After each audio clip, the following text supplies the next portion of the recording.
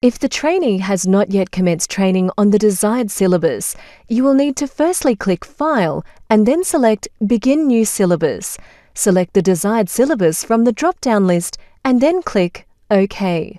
You can also create a new syllabus from this area by clicking New.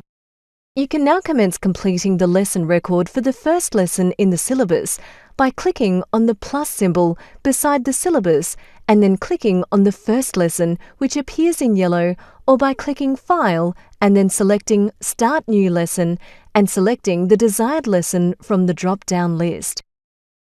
Now, using the buttons across the top of the screen, set the status of the lesson as either Repeat, indicating that the lesson is to be repeated, or Incomplete, indicating that another lesson record from the same sortie will be required at a later date to complete the lesson, or Continue, indicating that the lesson is complete.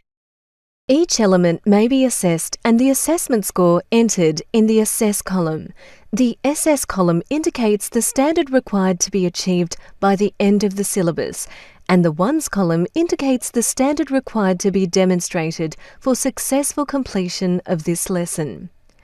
If you are unsure of the performance criteria associated with a particular element, you can right-click on the element and select Display Competency Evidence. If you right-click on the unit description as opposed to an element and select Display Competency Evidence, the unit description, range statement, and underpinning knowledge requirements will be displayed.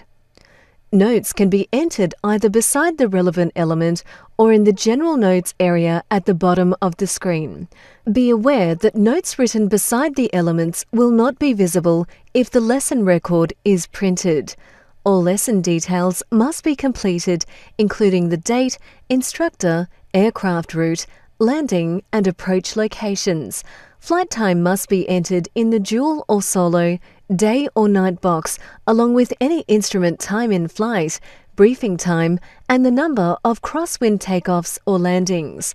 If the lesson was conducted in a simulator or synthetic training device, the time should be recorded in either the sim instrument or visual box. Use the checkboxes on the right-hand side to indicate if the flight was a cross-country exercise, manual flight time as part of an instructor rating, a remedial flight, or a flight review. You can also indicate whether the student is approved for solo flight by checking either the Not Yet Competent, Supervised, or OK checkbox.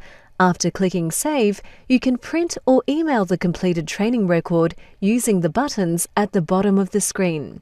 Note that the lesson can only be saved as incomplete unless the student's PIN is entered.